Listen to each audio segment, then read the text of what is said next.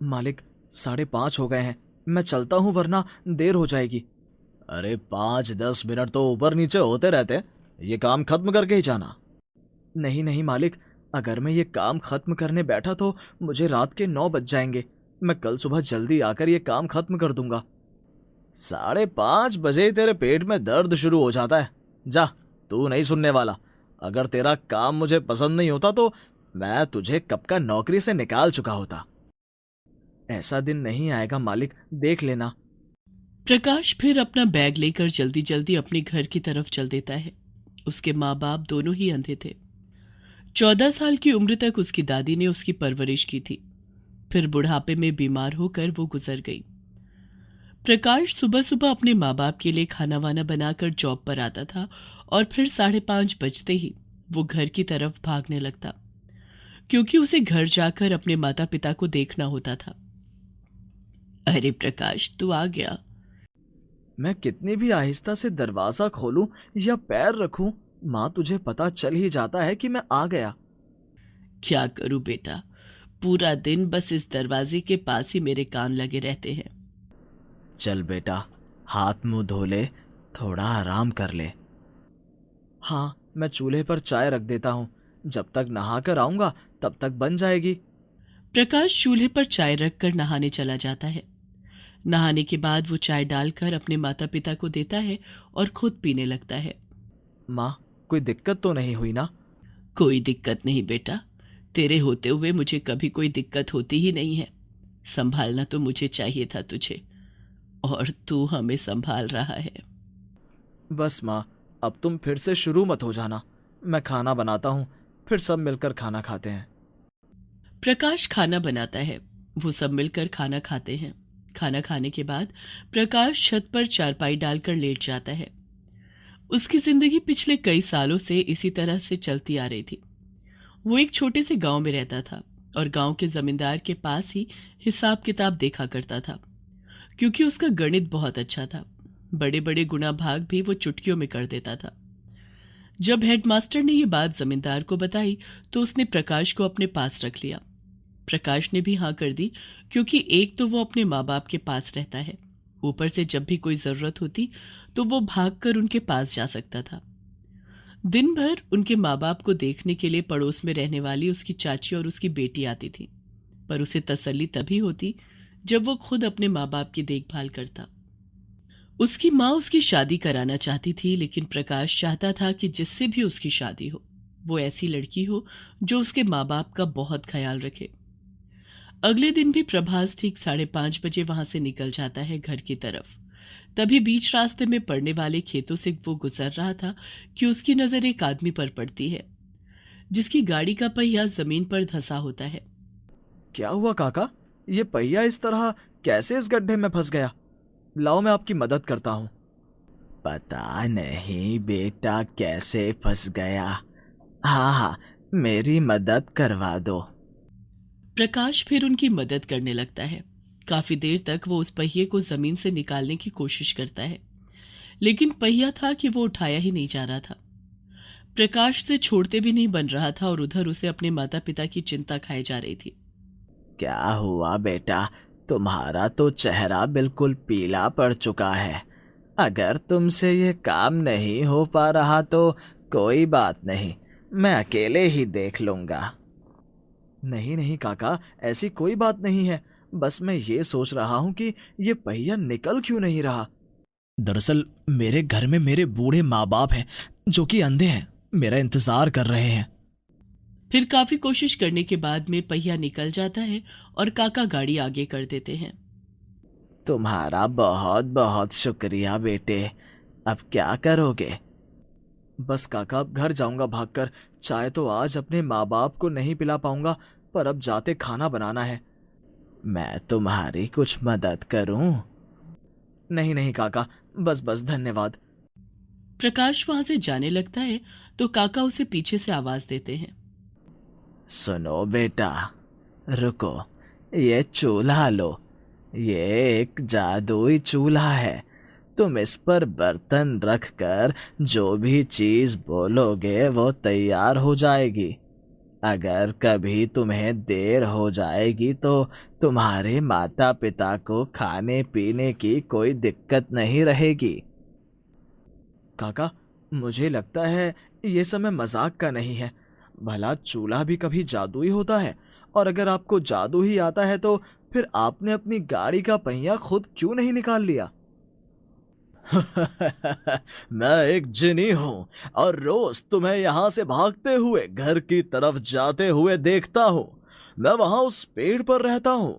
एक दिन मैंने तुम्हारा पीछा किया तो मुझे पता चला कि तुम्हारे माँ बाप अंधे हैं और तुम कितने दिल से उनकी सेवा कर रहे हो।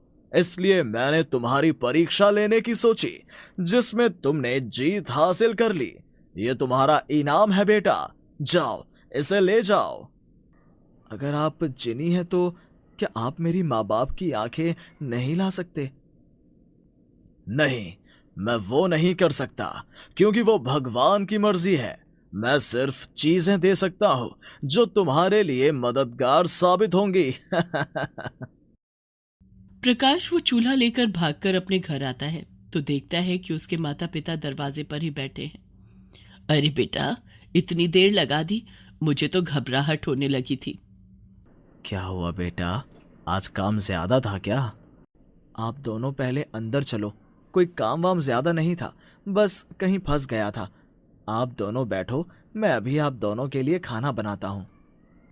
प्रकाश ये जानने के लिए कि क्या सचमुच में ये चूल्हा जादुई है, उसे रखकर उसके ऊपर पतीला रख देता है और बोलता है, हे जादुई चूल्हे, जल्दी से दाल चावल बना।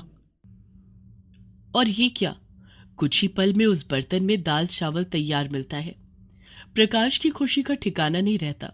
फिर वो ये बात अपने माता पिता को बताता है। माँ, अब तुझे बिल्कुल भी मेरे लिए परेशान होने की जरूरत नहीं है। अब देखो खाना कैसे फटाफट बन जाया करेगा।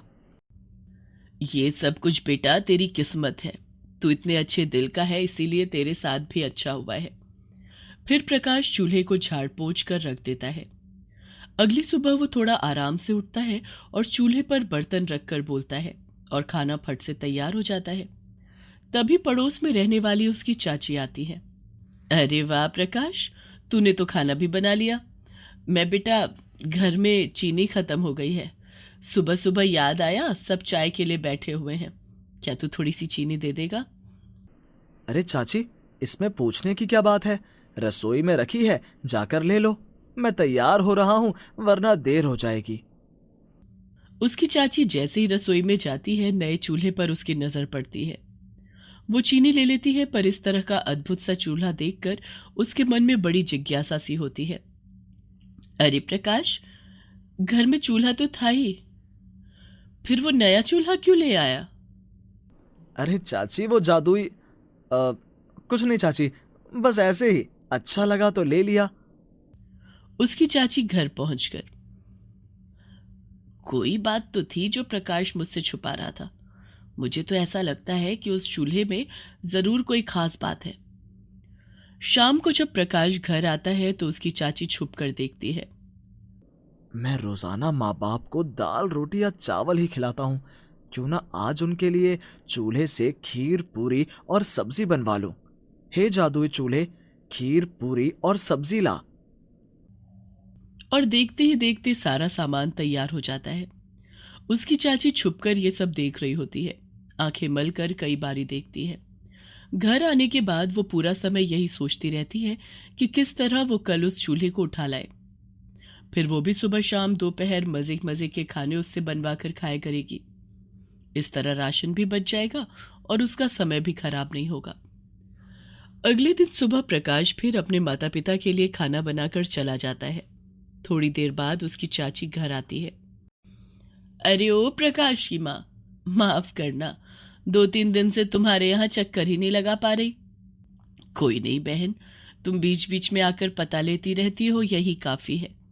और बताओ, घर पर तो सब ठीक है ना? अरे हाँ हाँ, सब ठीक है, सब बढ़िया चल रहा है। वो तो मुझे अभी बहुत फिक्र हो रही थी, इसलिए मैं तुम दोनों को देखने चली आई। कुछ खाने पीने के लिए लाना है तो बताओ। नहीं नहीं बहन, उसकी जरूरत नहीं है, प्रकाश ने खाना बना दिया था। बना लिया था या मंगवा लिया था? अभी रुको, वो चूल्हा तो मैं अपने साथ लेकर जाऊंगी। फिर वो चुपके से रसोई में जाती है और चूल्हा लेकर अपने घर चली जाती है। घर जाते ही वो फटाफट चूल्हे को रसोई में रखती है और उसके ऊपर बर्तन रखकर बोलती है, ओ जादुई चूल्हे, चल फटाफट सबके लिए समोसे लेकर आ। तभी बर्तन में सरसराहट सी होती है और देखते ही देखते उसमें से सांप निकलने लगते हैं। सांपों को देखकर वो चीखने लगती है, बचाओ बचाओ बचाओ। हे भगवान, ये सांप कहाँ से आ गए? अभी के अभी चूल्हे को उठाकर ले जाओ और प्रकाश के घर फेंक कर आओ। अरे, इन सांपों का इस चूल्हे से क्या मतलब? मेरी ही गलती थी जो मैं उसे उठाकर ले आई। ये चूल्हा नहीं, बला है बला। फिर चाची खुद ही वो चूल्हा लेकर प्रकाश के घर जाती है और वो चूल्हा उसकी माँ को दे देती है। मुझे माफ करना प्रकाश की माँ, मेरे मन में लालच आ गया था इसलिए मैं इसे उठाकर ले गई। ये तो तुमने बहुत गलत किया बहन। हम दोनों तो अंधे हैं, देख नहीं सकते, पर ऊपर वाला तो सब कुछ देखता है। अगर तुझे चाहिए था तो तू मांग लेती। तुझे क्या लगता है हम मना कर देते? ना पापा ना, मुझे नहीं चाहिए, मुझसे गलती हो गई, बस मुझे माफ करो। प्रकाश जब घर वापस आता है तो उसके माता पिता सारी बात बताते हैं। प्रकाश जानता था कि उस चूल्हे का इस्तेमाल सिर्फ वही कर सकता है क्योंकि जिनी ने उसे यही बोला था। वो वापस चूल्हे को झाड़ पोंछ कर रसोई में रख देता है और अपने माता पिता के लिए खाना बनाता है और प्रकाश के कहने पर चूल्हा वहीं खाना ले आता है। जादुई चूल्हा आने के बाद प्रकाश की काफी मुश्किलें हल हो गई थी। जब भी उसे कोई जरूरतमंद दिखाई देता वो खाना बनाकर सबको खिलाता और इसी तरह जिंदगी चलती रहती है।